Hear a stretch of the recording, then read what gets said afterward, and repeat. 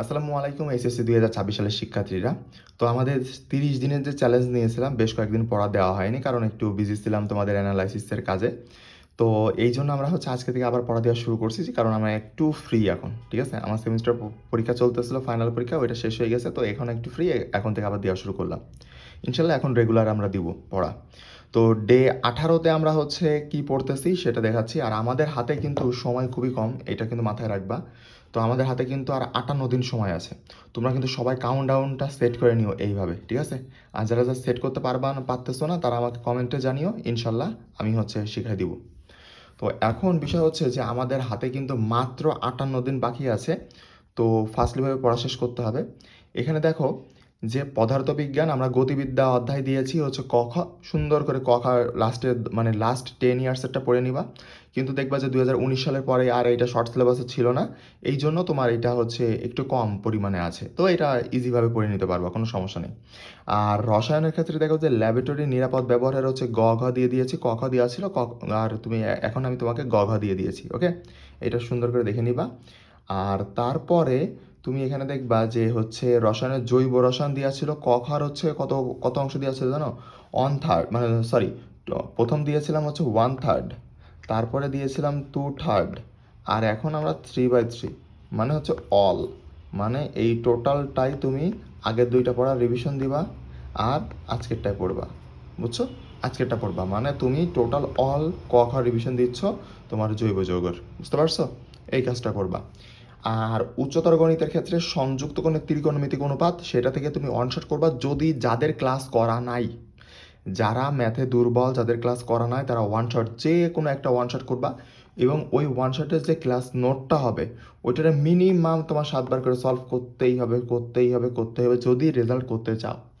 যদি A+ পাইতে চাও তাহলে তোমাকে 7বার করে করতে হবে। তুমি যদি 6.5বার করেও সলভ করো তাও ভাই তুমি পরীক্ষার হলে যে ক্যালকুলেশন গুলাই ফেলবা। তোমাকে মাস্ট বি 7বার করে করতেই হবে, ঠিক আছে? এর পিছনে একটা সাইকোলজিক্যাল ফ্যাক্ট আছে, যদিও এমনি এমনি আমি 7বার করে করতে বলতেছি না। এই জন্য মাস্ট বি 7বার করে তোমাকে সলভ করতেই হবে, ঠিক আছে? ওকে। আজকে একটু পড়া কম দিলাম কারণ অনেক দিন আমাদের প্রায় 5-7 দিন আমাদের পড়া হয়নি।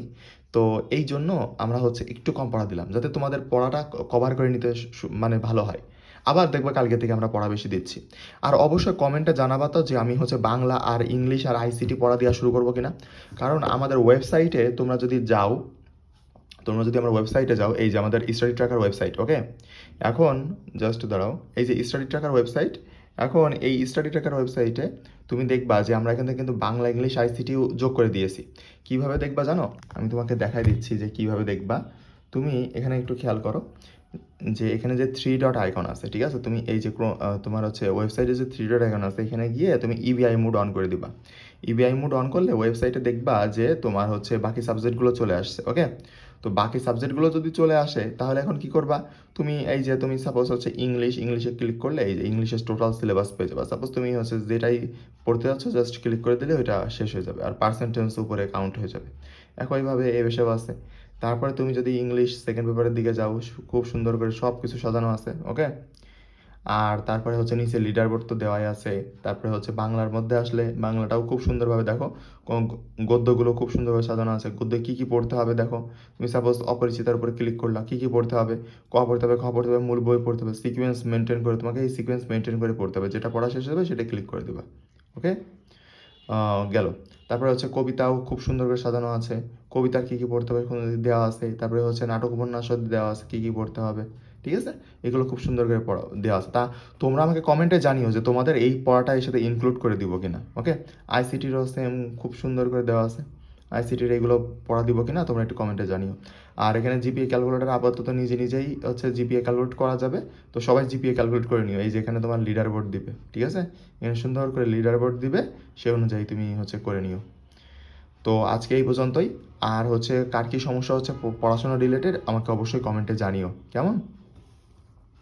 ও হ্যাঁ, আর আমরা ওয়েবসাইটটা আপডেট করে দিই, ওয়েবসাইটে যেটা যেটা পড়া দিয়েছি।